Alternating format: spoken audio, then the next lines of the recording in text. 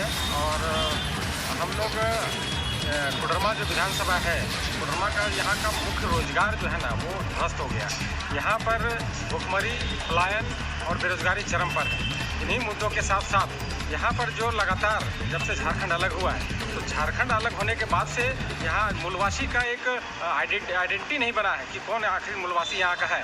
तो उन मुद्दों को लेकर के भी हम लोग स्थानीय नीति, नियोजन नीति, उद्योग नीति को लेकर के हम लोग लगातार मुखर रहे हैं। और कोडरमा का जो ढिबरा है जिससे लाखों लोगों का रोजगार चलता है, इस रोजगार को हम लोग लीगलाइज करेंगे।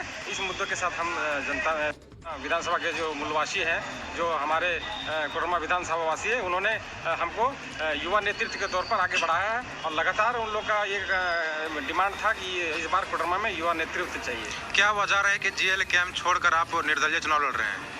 और जेएल कैम्प में शुरुआत में हमारा 3 साल के पहले जब राजनीति में हम कदम रखे थे, तो हमारा मकसद था कि यहाँ जो भुखमरी, पलायन, बेरोजगारी है, नियोजन नीति नहीं है, स्थानीय नीति नहीं है, इन नीति पर हम लगातार हम लोग आंदोलन किए और इसी नीति को लेकर के हम लोग राजनीति में आए। लेकिन हमको कोडरमा की जनता, हमको ये लगा था कि हमारी पार्टी हमको यहाँ से उम्मीदवार बनाएगी, लेकिन उम्मीदवार किन्हीं और को बनाया गया। तो हमारा यहाँ डिमांड था हम लोगों का, यहाँ कोडरमा वासी का, कि यहाँ से एक युवा नेतृत्व चाहिए जिन्होंने मेहनत किया है, जो लगातार जनता के बीच रहे हैं, उनको एक बार आना चाहिए और उन्हीं लोगों के प्रयास से हम आज नामांकन के लिए आए। जेएल कैम्प लगातार बाहरी भीतर की बात करती है। धनवार विधानसभा से आते हैं मनोज यादव और कोडरमा से उनको प्रत्याशी बना दिया गया, क्या कुछ कहेंगे?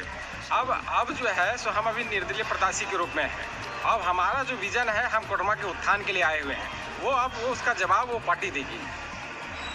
अगर आप जीतते हैं तो पहला प्राथमिकता आपकी क्या रहेगी?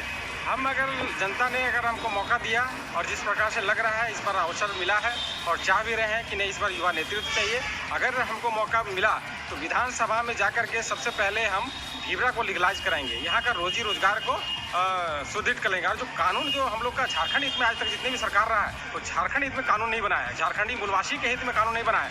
उस कानून को हम लोग सबसे पहले लागू करेंगे और हम लोग झारखंडियत के लिए लड़ रहे हैं, तो झारखंड में झारखंडियत स्थापित करने के लिए। साथ साथ कोडरमा में सबसे बड़ा एक समस्या ये भी है कि जो दबे कुचले लोग हैं उनके साथ शोषण हो रहा है, लगातार उनके साथ अन्याय हो रहा है। उस अन्याय को दूर करेंगे, वो उसके खिलाफ, उनके जो शोषित लोग, उनके साथ हम खड़ा रहेंगे। कोडरमा में कई नेता ऐसे हैं जो कि ढिबरा पत्र को लेकर लगातार बात करते हैं, लेकिन कुछ होता नहीं, क्या कुछ कहेंगे? नहीं, उनका दृढ़ इच्छा शक्ति नहीं रहा है। जितना बार जनता ने मौका दिया, अगर वो कैबिनेट में मंत्री भी रही है, अगर उनको चाहती तो नियम कानून बन जाता और बढ़िया से तरीके से हमारा यहाँ कोडरमा फल फूल सकता था। यहाँ के लोग जो है सो पलायन नहीं करना पड़ता था, नहीं पड़ता। लेकिन अभी बड़े अगर मान लीजिए दावेदार के रूप में या तो कहिए तो अभी युवा ही है। चलिए, जिस और युवा चलता है वो सिर्फ जमाना चलता है। आप निर्दलीय प्रत्याशी हैं, अगर जेएलएम कैम्प की सरकार बनती है तो क्या आपका समर्थन उसको मिलेगी?